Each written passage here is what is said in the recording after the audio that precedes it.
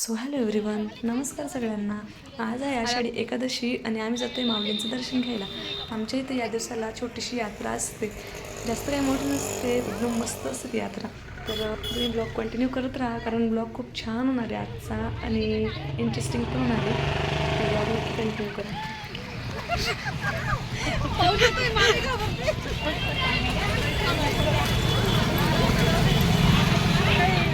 अजून पुढे जाऊन काहीतरी